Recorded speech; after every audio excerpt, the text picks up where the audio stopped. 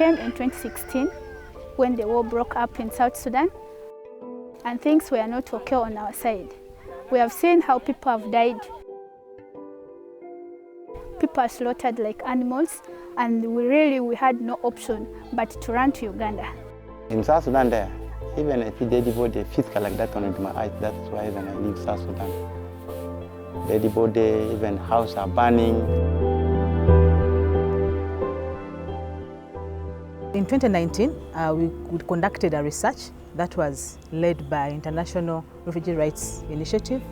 Through that research, a number of conflict triggers were realized, and that was the benchmark of this project. This project is called the Saving Lives Now and Future project, that is supported by DANIDA through Oxfam EBIS to strengthen the capacities of civil society organizations to be able to deliver services to the crisis-affected population. And also the other objective of this project was to strengthen community-led peace-building initiatives that are spearheaded by refugee-led organizations. Oxfam started funding particularly this project right from 2019. And of course the focus was to create a peaceful coexistence based on the issues that are affecting the people directly in the both the POCs and then the host. And of course the major issues that are really facing people here had been the issue of land, stray animal, firewood, grass. In buildings like this, we have to change them annually, and this is where a problem comes. Really getting grass, it was not easy. The grass poles for constructing, it was not easy. You go to the host, they chase you out. You go, they chase you out, of which you have to pay them money at least so that you can get that thing. But we were not having money. We ran without anything. You came here to secure your life so that you can really live. Some of the people were killed in the bush. When they went and collect poles, grass, they were really killed. The conflict we are following is where the refugees were killed. Quite a number, 10 people killed, 5 females and 5 males. We wrote to Oxfam a project that will ensure that the peaceful coexistence of refugees and the natives, the host community, be in place. So we strategized by initiating dialogue meetings where the two communities can come together and discuss what are some of the barriers, what are some of the issues contributing to conflict among us themselves, and together sit down and plan what are the possible solutions that they are able to do. I could say the peace building project is always a tricky one. That's why we have to come in with the innovations. We get into innovation so that you see that you are addressing an issue, but using also another way to address that particular issue. Because if I come direct and they say, let us dialogue, you will tell me you have trauma. Your children there are not eating. Sitting to talk about peace is not enough. We have partners that are doing livelihood interventions. Now, these livelihood interventions are linked to peace. Now, why they are conducted is because they want to bring peaceful coexistence between the host and the refugees. The livelihood project was entitled as Enhancing Food Security for Vulnerable Livelihood. However, this project of livelihood was integrated with a number of peace-building activities where we had a target of 1,000 people to be reached, which is both the refugees and the host community where the settlement is. The age bracket for the project participants was for the age of 16 to 35 because this was a project targeting the youth itself. However, under the skilling component, we had the target of training 1,000 youths, that is both in Rhino Camp Extension and in Mvepi. What I learned from the training, as me, I made a training of cosmetology. Through the training of cosmetology, I have get a lot of knowledge, like making liquid soap and some cosmetic, some jig, and some others. Just why today you see me standing like this, it is through Waisat. If not because of Waisat, suppose we are just staying at home, even if I end up being maybe tips or what, but we encourage Waisat so much. But not only that, it should bring a lot of trainers. Like right now, we are lacking training of tailoring. Suppose if they also bring, we can join. There's a lot of youths who stay at home lacking of training, but there's no training. To bring about peaceful coexistence between the refugees and the host communities, one partner, that is the South Sudanese Refugees Association, they formed a number of groups, and these groups comprised of both the hosts and the refugees. And they were able to identify one garden, and this garden was given by one of the landlords from the host communities. We came here, we went to the host community, we talked to the host communities, we talked to the refugees. So the host gave us a land, which is this one, as we used it as a demo site to implement the project in. And let me talk about the work. This project really, it has brought peace, because I'm seeing the refugees and the host, we are really working together. For the livelihood, there was a big change, because here in the settlement we have only the one sources like the beans, but right now because of this one we have a balanced diet. People cannot go very far to get the greens. We can access near, so we appreciate it. The Shura and the Oxfam, impossible, let them extend. We also have partners that work with children. Why? Because they want to bring hope through these children. We know that because of war, it doesn't only affect the adults, but it also affects the children. So to bring hope to the children, ICANN South Sudan uses music therapy, for them to create awareness about peace building. When Oxfam came in, they got us at the grassroots when we were still a small organization. We had no structure standing, we had nothing that we had started with. But they believed in what we believed in, which was supporting the unaccompanied refugee children so that they can be able to heal of trauma, and trusting that children can contribute to the peaceful coexistence in the community.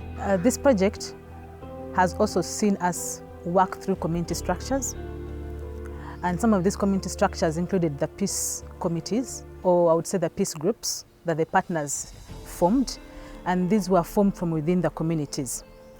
And so these peace groups work as volunteers, and they don't have any other livelihoods, and sometimes some of them only depend on the food that is gotten from WFP. So as such, one of the partners used the same peace groups to train them on village saving and loan association, that is VSLA. They trained them on how to save, on how to come together, the group dynamic, and they were able to form groups where they save money to support the livelihoods of their households. Due to the insurgency in South Sudan, when we came, we found ourselves that we live on discrimination, people live on hatred. Then we said, why can't we form a community-based organization that will focus on the issue of peace building? As we go on to the developmental part of it, we said, why can't we form also RPG group, which is known as the peace groups. So the peace groups, these are the groups which are formed in the components of VSLA. So the VSLA part of components focus normally on integrating the community on the issues of peace. So we bring the community together, like in the blogs. So all the leaders, they come together, they focus on issue on peace building during their saving period. With funding from Oxfam, we have implemented peaceful coexistence activities in the settlement. One of the activities being conducting dialogues and sensitizations in the communities, while passing messages of peace to the community. Then we have also trained youth fora groups on conflict transformation, and they are ambassadors of peace in the communities. They spread the gospel of peace to the communities. They also act to mitigate conflicts in the communities. They've trained 8 women groups you know, in entrepreneurship skills. And then these women were given money for capital of about 500,000 to start their businesses. The German fail and maja for group tama Canada and tabanin tagi figuraja alta der view atamandaji 1,000 legend atama bag der ligo. Again German and dakal fi project de bega bada business tanna takanta dugu fitting 1,000 tabak der view mandaji kanta dugu fitting out 2,000 wala kanta ke to gumasa zol jede o silu bag der odile da gurus bega na gitara morta na bag der dafa yal fi school na bag der view ajala na der fi bet. On gender action learning system, I am very glad and happy that I am part of the members and participants who were trained. We were trained by Oxfam, and we realized that tool is very, very important, especially the gender action tree, the challenge action tree, the vision road map journey. We need the communities to have a vision on where they want to be from now, as far as peaceful coexistence is concerned among us themselves. We realize that most of the men in the communities are engaged in alcoholism and drug abuse, and the moment they get into drugs, they go home, they don't support their women, and when their women complains, they engage in fightings here and there because they don't have the resources. And one of the feedback from women is that their men tells them this is a refugee camp, they don't have the money. But again, the women ask themselves, if they don't have the money, how do they drink? You know, and these are some of the things we are trying to bring both women and men together to sit down to know the value of a family and know their responsibilities both in raising children and in contributing to the welfare of their family. Through this project, we have also conducted trainings. We have also built the skills of the leaders on the different aspects on how to mediate, conflict resolution and conflict management.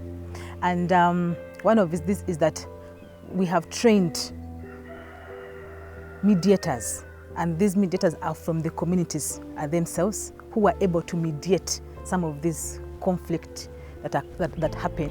We try to show them how important to mediate the case at home when the case did not reach to the far extent. So we used to tell them, we used to counsel them. In our group as a cabinet for Uganda Christian Fraternity Law Society, we used to show them how important to mediate the case at home. We have been working together with Oxfam and Uganda Christian Lawyers Fraternity in particular. They have been giving us services of visiting the detention facility we have and given us support of talking to the detainees. You find sometimes people get into committing crime just because they are not informed and just because they don't have control. But as Christian Lawyers Fraternity, I think the element of humanity, first of all, has been brought to these individuals, that before they mind of themselves, they should mind of neighbors and also other members of the family to avoid simple conflicts, okay? And if such conflicts do occur, they should look for the shortest and easiest way of resolving them, not taking them too far. We are calling upon different donors, different organizations to join us in supporting, in advancing the capacities of these community-based organizations, most especially refugee-led organizations, to also contribute towards the livelihoods of their communities with whom they have suffered crisis, with whom they have crossed the borders, you know, because of the conflict that has happened in their countries of origin, to come and support their communities. They have proven to be the best allies that we can work with to advance or to spearhead community-based interventions, and which has worked well.